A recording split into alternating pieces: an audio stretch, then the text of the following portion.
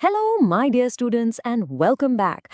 I know, exams are just around the corner, and things can get a little tense, right? But don't you worry one bit. We are going to make this first chapter of microeconomics super simple for you. Chalo, let's get started. Okay, so let's start with something really simple. Imagine this. You're just scrolling through your Instagram feed, right? And you see that brand new phone everyone's talking about. Then you see those amazing sneakers. Then a picture of your friends on a trip to Goa and you wish you were there. And oh, that fancy restaurant you wanted to try. See, the list, it just never ever ends, does it? Our wants are literally unlimited. But then, poof, reality hits you. You check your wallet and your pocket money, well, it's not exactly unlimited, is it? You've got a fixed amount, maybe a few hundred rupees, maybe 1,000. And suddenly you have to make a choice. Is it going to be the phone or the sneakers, the trip to Goa or those restaurant meals? And this problem, my dear beta, this problem of having to choose, that is where all of economics begins. And you know what? This big problem has a very simple name in economics. It's called scarcity. It's really just the fact that our wants are endless, but the things we have to get them, our resources like money or even time, are limited. And this single problem, believe it or not, is the reason this whole subject of economics even exists. It's the big boss of all economic problems. And here's the thing, it's not just your problem. Your family faces this too, with their budget, right? Deciding between buying a new car or maybe renovating the house. And it gets even bigger. The whole country, our entire country of India, faces this exact same problem.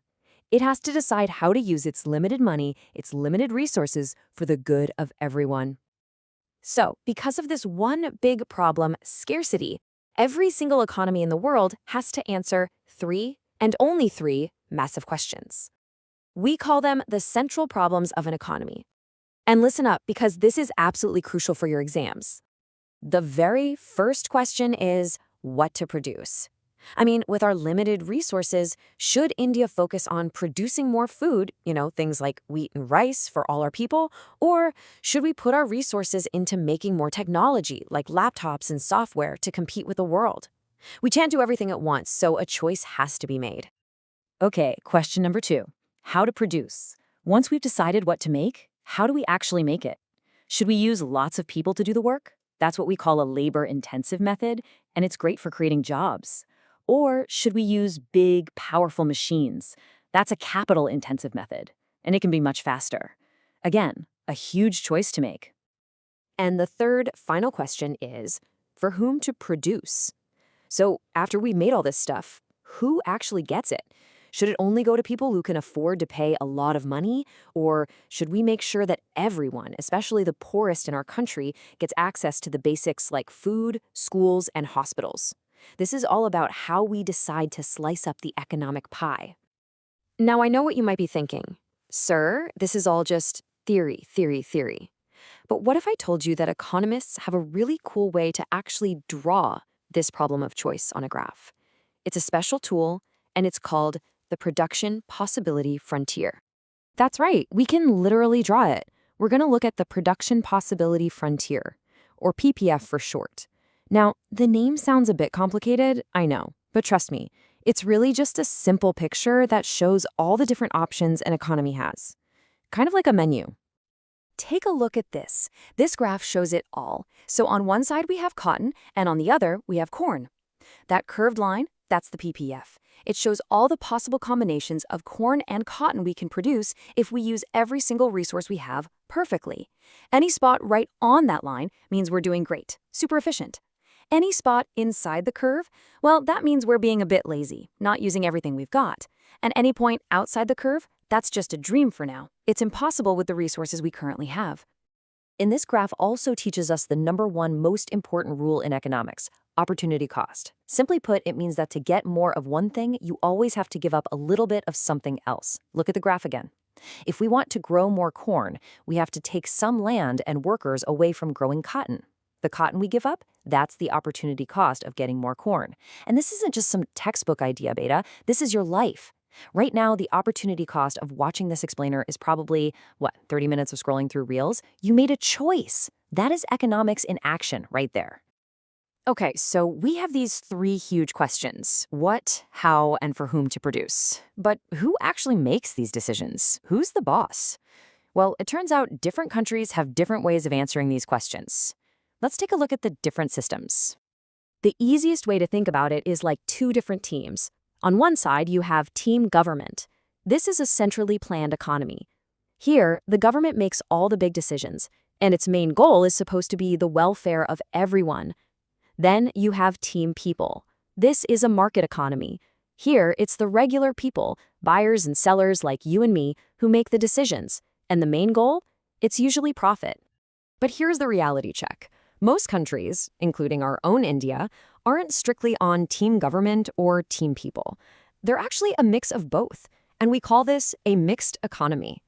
So in India, the market has a lot of freedom, but the government also steps in to manage important things, like our railways, our national defense, and to make sure the poor are taken care of.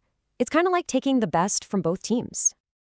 All right, everyone, pencils up, notebooks out. Let's switch into full-on exam prep mode. You're going to hear two words all the time: micro and macro. Let's finally clear up what they mean super fast. Ready? Let's go. It's so simple. Think of it like this. Microeconomics is like looking through a microscope. You're zooming in on the tiny, individual parts, like one single person, one family, or one company. But macroeconomics, that's like using a telescope.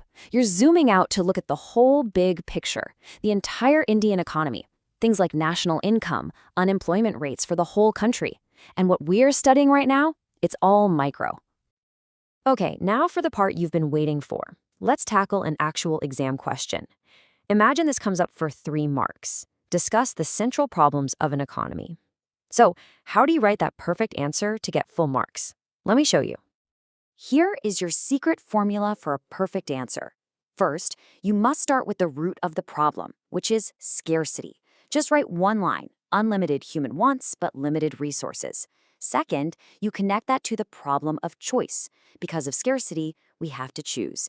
And finally, you list out and just briefly explain the 3 central problems we talked about: what to produce, how to produce, and for whom to produce.